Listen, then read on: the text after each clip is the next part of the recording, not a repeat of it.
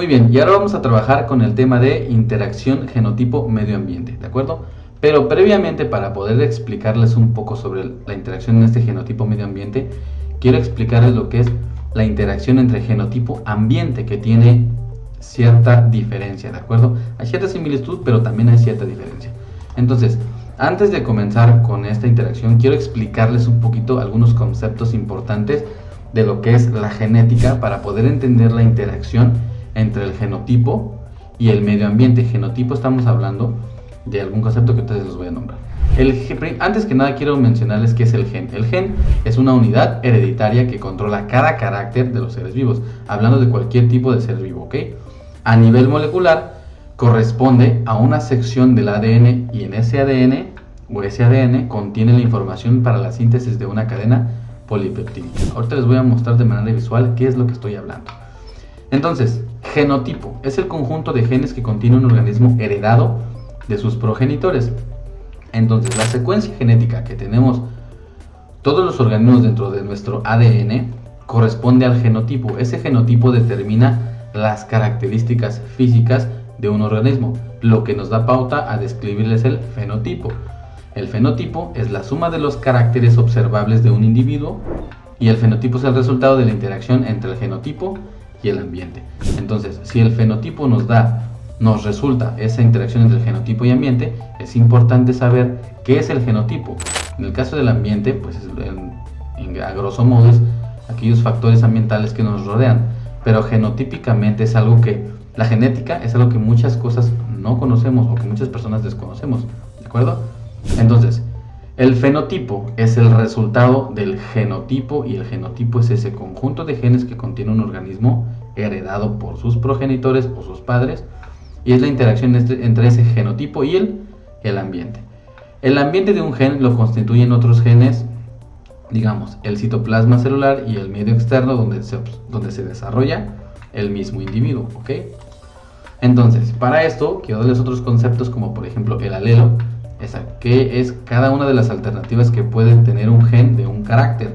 Por ejemplo, el gen que regula el color de la semilla de un chícharo o un guisante, ese gen presenta dos alelos, uno para determinar el color verde y el otro para determinar el color amarillo, ¿ok? Locus es el lugar que ocupa cada gen a lo largo de un cromosoma, digamos, el plural de ese locus es loci. El homocigoto es individuo que para un gen dado tiene en cada cromosoma homólogo el mismo tipo de alelo, ya sea, como por ejemplo, AA. Esta A representa un gen dentro de un organismo. En este caso, el gen AA es un gen dominante porque está representado con la letra mayúscula. O si estuviera representado como AA, que es A minúscula, dos veces la A minúscula, es un gen recesivo. Un heterocigoto es un individuo que para un gen dado tiene en cada cromosoma o en cada cromosoma homólogo un alelo distinto, por ejemplo el A mayúscula y el A minúscula. Prácticamente es la mezcla entre un gen dominante y un gen recesivo. El gen dominante tiene genes A mayúsculas completamente dominantes, y el gen recesivo o el homocigoto recesivo tiene dos A minúsculas que representan el gen recesivo, completamente genes recesivos. Y en el caso del heterocigoto es la mezcla entre ese gen dominante y ese gen recesivo, o sea, una A mayúscula y una A minúscula. En los demás videos vamos a explicarles un poquito esta parte. Pero, ahora sí, un loci, en este caso tenemos ese lugar que ocupa un gen dentro de un cromosoma, ¿de acuerdo? Estos genes son alelos. En este caso, por ejemplo, si ven esta banda de aquí junto con esta banda de aquí, como están los dos a la misma altura en los dos cromosomas o en ambos cromosomas, este gen es alelo. ¿Por qué? Porque están a la misma altura esos dos genes. Entonces, si vemos este gen de aquí, por ejemplo, con el gen de acá abajo, estos genes, uno está más abajo y el otro está más arriba, son genes no alelos, no son alelos entre sí porque no están a la misma altura, ¿ok? Entonces, un alelo es el responsable de algún carácter fenotípico. En este caso vamos a hablar, por ejemplo, este alelo controla el color, por ejemplo, del pelaje de algún individuo, supongamos que de algún animal, ¿de acuerdo?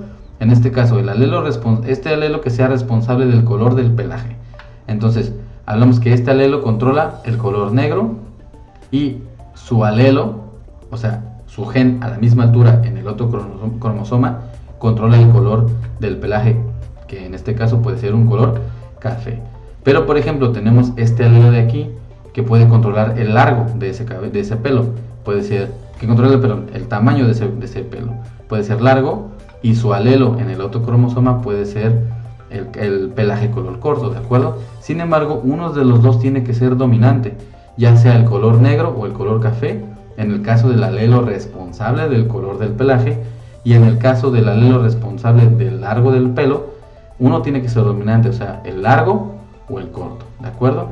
Esto se da mucho en algunas especies, por ejemplo, si tenemos una descendencia como por ejemplo un perro, hay perros en una camada que pueden tener el pelo negro o el pelo café o el pelo largo y el pelo corto. Esto es controlado por los alelos.